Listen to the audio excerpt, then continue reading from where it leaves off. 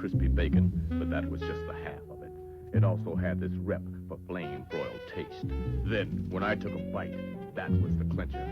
I knew a double from Burger King only spelled one thing for those fried quarter-pound burgers. Double trouble. Aren't you hungry for Burger King now? Pulsar. Make Pulsar part of your life. Pulsar Quartz. For you and the ones you love. Serving and informing the Twin Cities for 4 decades. This is WCCO Television, Minneapolis, St. Paul.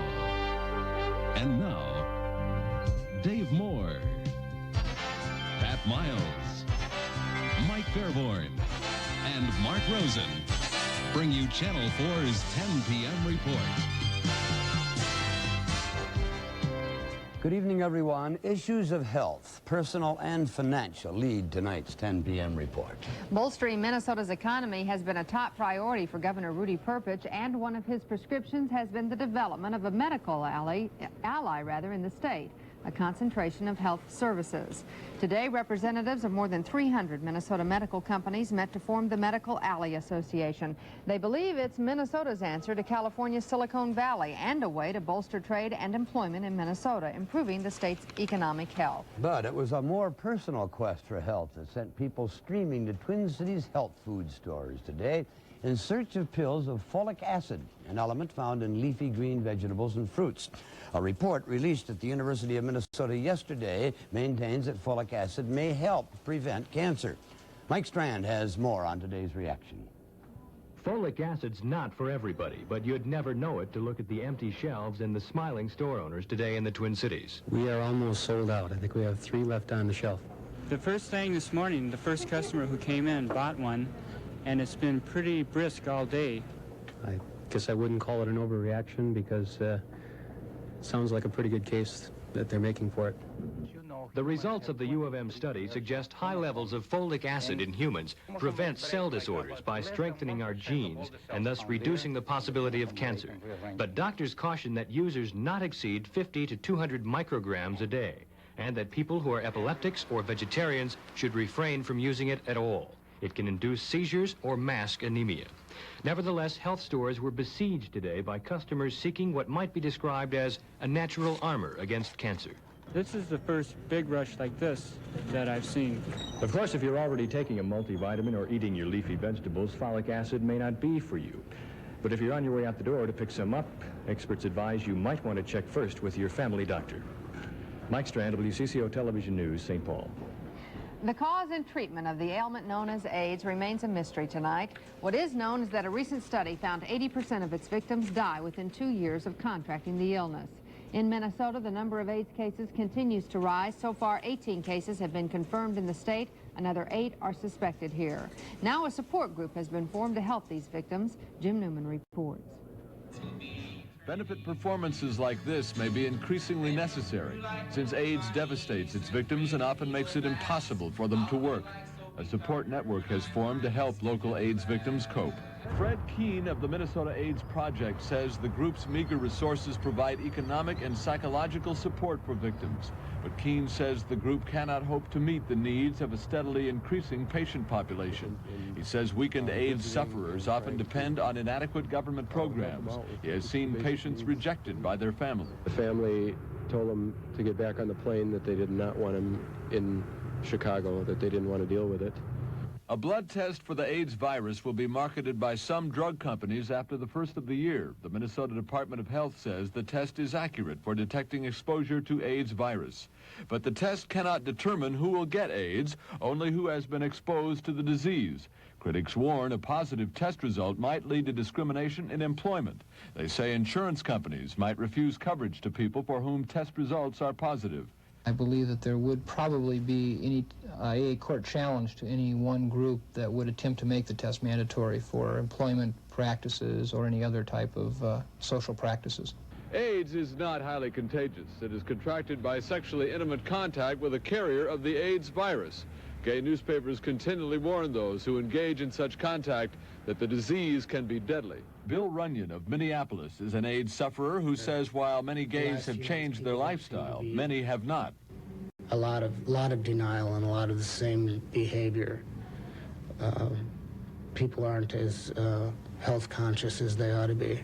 Medical authorities have produced pamphlets meant to educate gay men about safe sex practices to protect them from AIDS.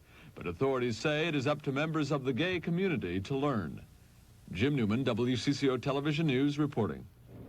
Artificial heart recipient William Schrader tried out a portable power pack today, one that's intended to allow him to live a more normal life. The 52-year-old grandfather was disconnected from the massive drive system and then hooked up to a shoulder-carried power device. Doctors said the half-hour test went all right, no problems. Another meeting between leftist rebels and government delegates ended tonight in El Salvador. The second round of peace talks was held in a town just a few miles from the capital of San Salvador and mediated by officials of the Catholic Church.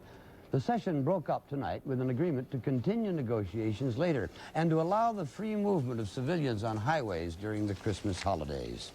Tonight, a woman from El Salvador arrived at Twin Cities International Airport. She goes by the name of Alicia de Garcia and over the next several days plans to speak out about efforts to restore human rights in her country. Her name is an alias to protect her family from reprisals. She is one of 5 members of the Committee of Mothers from El Salvador who had hoped to travel to this country, but the State Department denied visas to the other 4. Pat? In Washington today, how to cut the budget was the center of discussion as Budget Director David Stockman met with congressmen to talk about the plans now under consideration. The president reportedly has set a goal of cutting $45 billion from the projected $205 billion deficit, but that could be a very difficult task. A proposed budget freeze would only save about $17 billion. Budget Director Stockman reportedly also wants to cut about $10 billion out of the defense budget. The rest would have to come in cuts to programs affecting the middle class. Coming up on the 10 p.m. report, a change in the ranks of organized labor in Minnesota.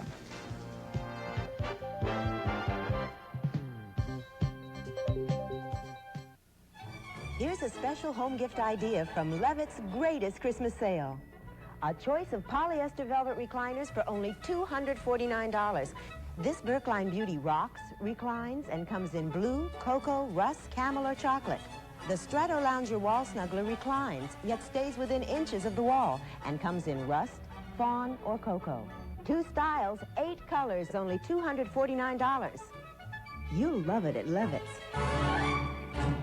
Welcome to the Great Taste Test. Today, Mabel and Bossy are comparing a standard concentrate to Purina's new high-octane top feed. The top feed that makes high energy taste great. They're off.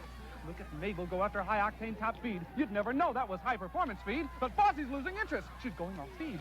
Mabel's getting high energy out of every bite. Ladies and gentlemen, this is totally unprecedented. High-octane top feed is just cleaned up in this taste test.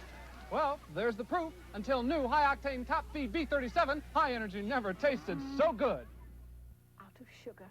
Would you be a dear and get a cup from the neighbors? Certainly, love.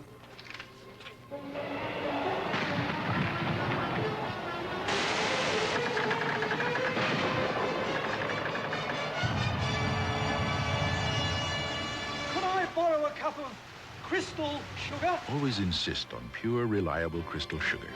It's worth going out of your way for. Did you get the sugar? Do we have any other neighbors, dear? Take a closer look.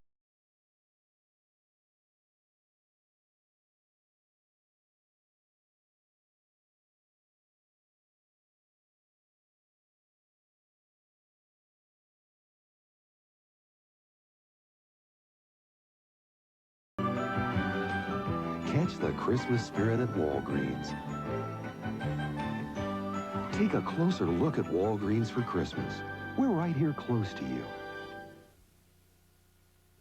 There will soon be a change at the top of Minnesota's largest labor federation.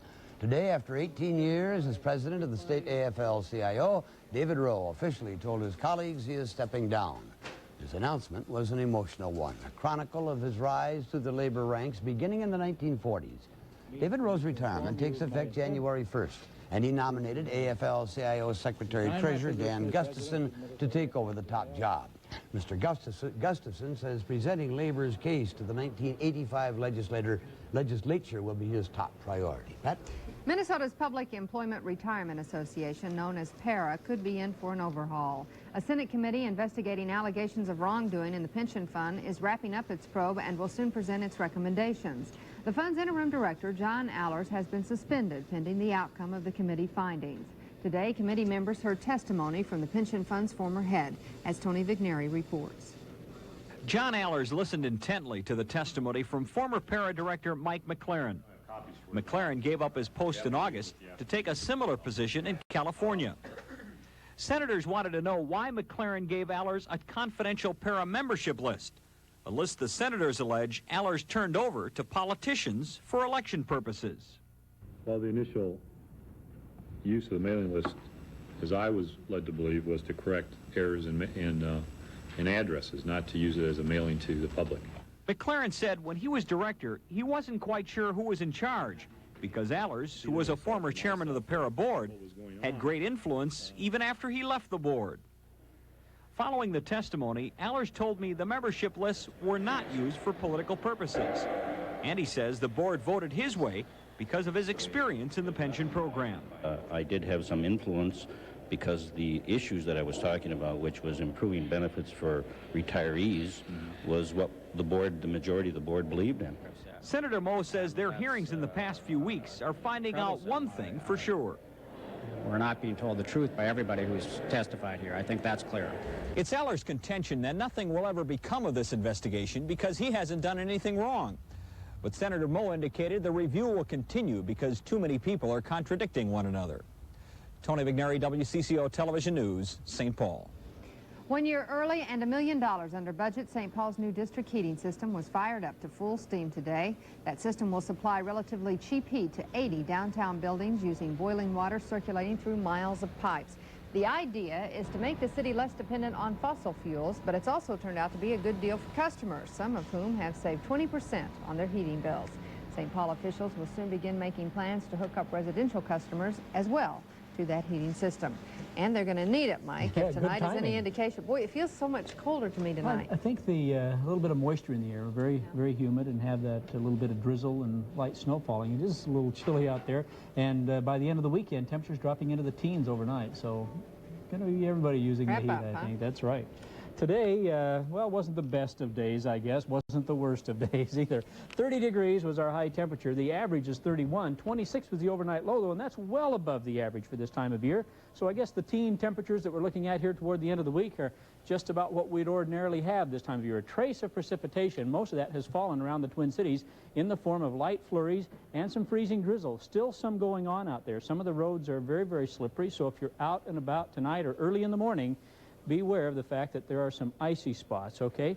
Right now, we're 26 here in the Twin Cities. Temperatures to the north dropping off into the teens. We still have temperatures up into the 30s out to the southwest of us today, where they were into the 40s for a while today. Still close enough to the freezing point that any moisture coming in is in the form of the solid stuff, and what's happening is some of that liquid is combining with the cold air to produce some flurries that's still showing up a little bit on radar, and then just those isolated pockets of freezing drizzle. Satellite picture shows a big cloud deck over all the upper Midwest, some clouds also down over Texas and Oklahoma, with more clouds forming out here in the west. This is what we're looking at for a little bit later on in the weekend. In fact, by tomorrow night and into Sunday, a chance maybe of a little more significant snow.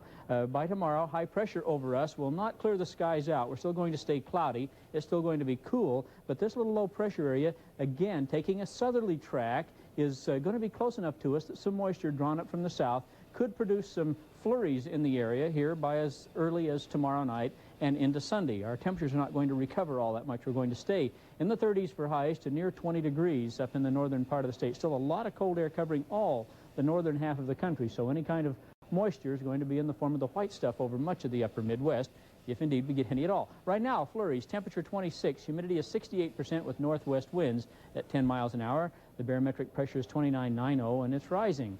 Our forecast, well, let's take a look here. First of all, the Nankin sign, familiar sight, was darkened for a while they were moving into the new city center, but that old familiar sign was back up and lighting up Hennepin Avenue again tonight. Now the forecast, cloudy with occasional flurries, some freezing drizzle still in spots, a low of 21 degrees. By tomorrow, we'll be looking at cloudy skies with occasional flurries, a high of 29, variable winds, just going to be kind of a gray, overcast day. Cloudy tomorrow night with snow becoming more likely, 18 degrees for a low. and Sunday, snow, and there could be some light accumulations, a high of 28 degrees. Well, the extended forecast calls for the snow lingering into Monday. Otherwise, remaining cloudy. This is very typical of November. We just got by most of November without it, and this is going to be December's weather, I guess. Highs in the 20s, lows in the teens. No, I bet we saved a lot of money, though, in November, not having those high heating I'm sure that we bills. have. Matter of fact, we get reports from time to time. I'll summarize that for you one of these nights. All right, good. Thanks. By that gracious gesture, you have just automatically become a member of the Barbara Flanagan Keep Hennepin Avenue Bright Club. Good. The apparent thaw in U.S.-Soviet relations was the topic today when President Reagan met with West German Chancellor Helmut Kohl at the White House. Both leaders pledged renewed efforts to work out a new arms control agreement with the Soviets. At 27th and Thomas in North Minneapolis, an empty school bus rolled into a house. The driver, who had left the bus parked on a hill without turning the wheels toward the curb, has been suspended. No injuries. Holiday shoppers accustomed to the sound of Salvation Army bells may have been surprised to discover Minneapolis Police Chief Tony Boza taking his turn at the collection plate for a half hour today at 7th and Neckland. Pat? In just a moment, an inside look at two very different Vietnamese cities, Hanoi and Saigon.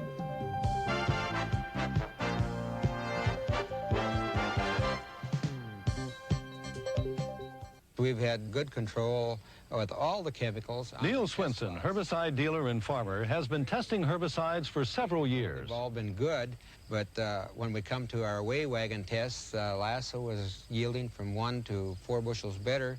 So it's the stress of the other chemicals that is evidently causing the difference in the yield. Lasso, the yield protector. I like to see the farmer get the most for his money.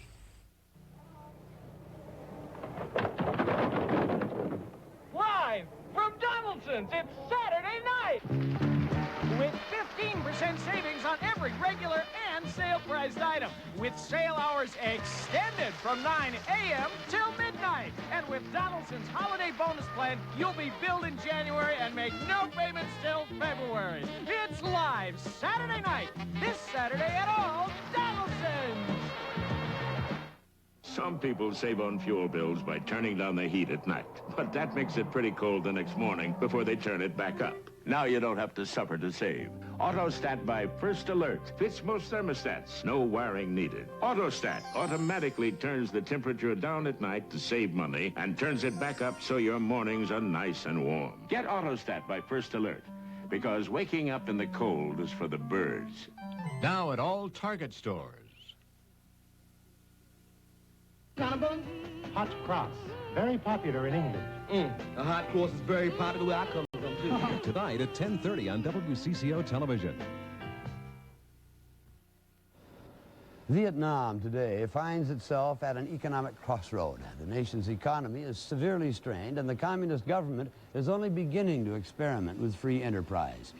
The outcome of that contest between economic reformers and communist ideologues will determine Vietnam's economic future.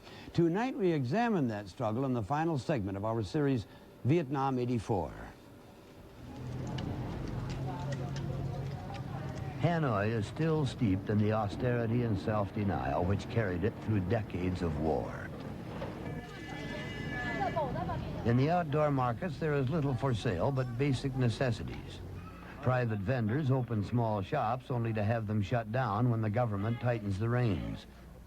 Richard Bernowski is the Australian ambassador to Vietnam. He's lived here a year. He's seen things come and go. Next door to this embassy, there's a little coffee shop, which used to be pretty lively with Western music and coffee served on the pavements, a private enterprise concern.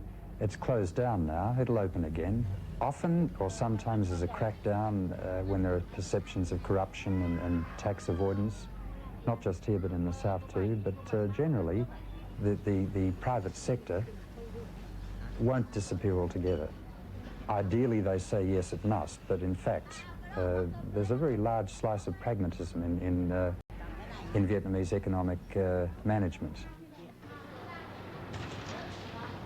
A visit to the government store in Hanoi proves the need for economic pragmatism.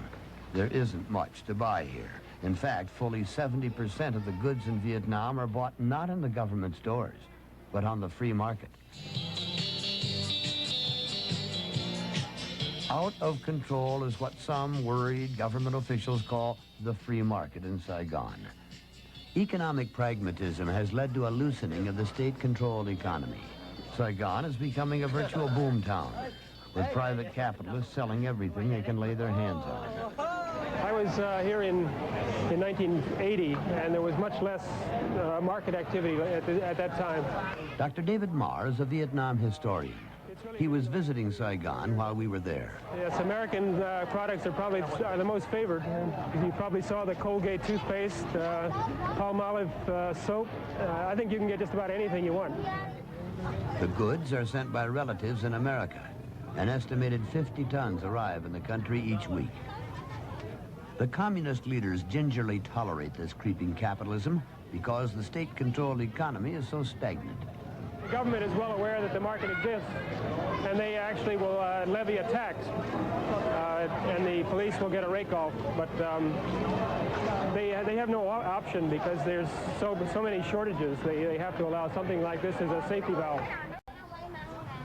The government's experiment in the free market is a sign of hope for Vietnam's economic future. In short, this could become a major center of activity in Southeast Asia, but it all depends on policy. I don't see it happening in the next 10 years, even with the best of policies. But by the year 2000, I wouldn't be at all surprised if this city was one of the most important in Southeast Asia. In Vietnam, we found enterprising people straining for economic and political freedom, but a government too cautious to let them succeed. And a nation more successful at war than at ease with its peace. Monday night at 9 o'clock, WCCO Television will present a Moore Report documentary on Vietnam 10 years after the end of U.S. involvement there. We call the report Vietnam, the Hollow Victory.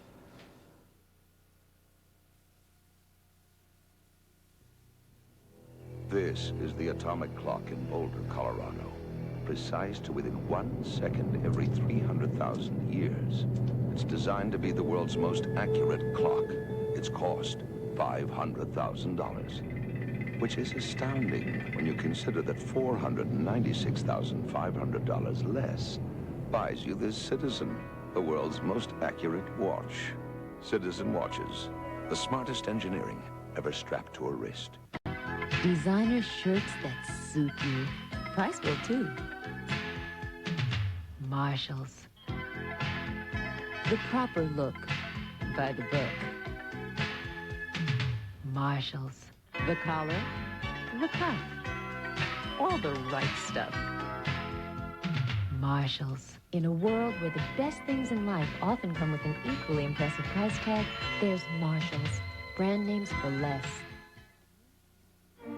Estee Lauder colors your Christmas beautiful with a special offer. Her new color originals. 17 beautiful shades for lips, eyes, cheeks, nails. All in a versatile tray to use again and again. This outstanding value is just $18.50 with any Estee Lauder fragrance purchase. A very beautiful holiday from Estee Lauder. Estee Lauder's special holiday offer is yours at Dayton's Cosmetics. There's a complex of pests out there waiting to attack your corn crop. And you need protection that's best for conservation tillage. Counter Systemic Insecticide Nematicide cuts through the clutter to concentrate protection in furrow for the broadest spectrum control you can get. Seed Safe Counter works on contact and systemically for a strong, healthy stand. Counter, banded or in furrow, best for conservation tillage, guaranteed. Well, we haven't had much to cheer about lately in the sports department, but tonight the Gophers, in fact, the hockey team has won. That's right. A surprising game, though, at the University tonight, Williams Arena, because they trailed 3-0 in this game to Lowell University. Lowell has only been playing Division I hockey for a year and a half now. They have a 7-7 record, so they did not figure to give the top-ranked team in the nation much trouble tonight. But they did, and did they ever? By the time the first period had ended, Lowell held a 3-0 lead. John Shumsky collected 2 of those goals, the second here on a breakaway. Gophers stormed back with 2 goals in period 2. Corey Millen put the second in on the rebound. Millen, who left the university last season to play for the U.S. Olympic hockey squad, turned in an outstanding performance tonight. He set up the tying goal in the third period. Todd Okerlund pulls the trigger. Corey then brought about the eventual game winner with a perfect pass to Okerlund, and the Gophers' rally was complete. Millen finished the evening with a goal and 4 assists. Okerlund had 2 goals, 3 assists. John Blue came on in relief of Frank Pietrangelo in the second period and held Lowell scoreless. Same 2 squads go at it again tomorrow afternoon, 2 o'clock at Williams Arena. Well, Laura Coonan may never forget tonight. She scored a school record 42 points to lead the Gophers to a 90-79 victory over Nebraska in the first round of the Dial Women's Basketball Classic. The crowd at Williams Arena was treated to a tremendous performance by Coonan, the school's second all-time leading scorer and rebounder. Number 44 hit 16 of 25 from the field, 10 of 15 from the line to total 42 points. She broke her own record of 41. The 6'1 senior from Neenah, Wisconsin wasn't the only star tonight. Carol Paterka added 28 points. Gophers will play in the Dial Classic Championship tomorrow at 3 against either Northeastern Louisiana or Tennessee, both teams nationally ranked. The North Stars return to the Met Center tomorrow night to host the Calgary Flames. The Stars have not lost at home in their last 4 games. In the National Hockey League tonight, St. Louis over Detroit 5-3. Toronto and the Rangers skated to a 3-3 tie. The Islanders lead Winnipeg 4-1 in the second. Edmonton has defeated Hartford. And Montreal and Buffalo, they tied 2-2. The Minnesota Strikers made it official today, signing former Stillwater High School football star Greg Thompson to a multi-year contract. Thompson was an All-American soccer player at Indiana University, and then last season was named NASL Rookie of the Year as a member of the Tampa Bay Rowdies. Thompson, a 24-year-old defender, may see some action Sunday afternoon when the Strikers host Las Vegas at the Met Center. That game gets underway at 1:30. What's wrong with the Vikings? It's a question that fans in this area have pondered all season. There are times, in fact quite a few, last night that the Vikings couldn't do much of anything right. In an effort to find a solution to the Vikings' problems, I asked a few dozen fans at the Dome last night what changes they'd make if they owned the team. I think Twin Cities area. The area code is 612. We will be glad to hear from you, and we need to hear from you this evening because your membership support makes all of this happen. Call us.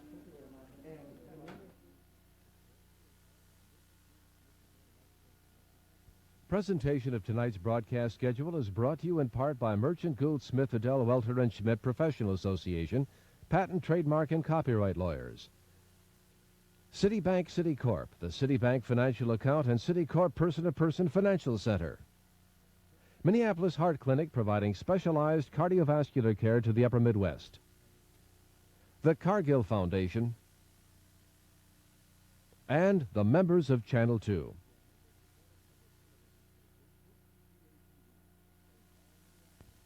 This is your member-supported public television station, KTCA-TV, St. Paul, Minneapolis, Channel 2.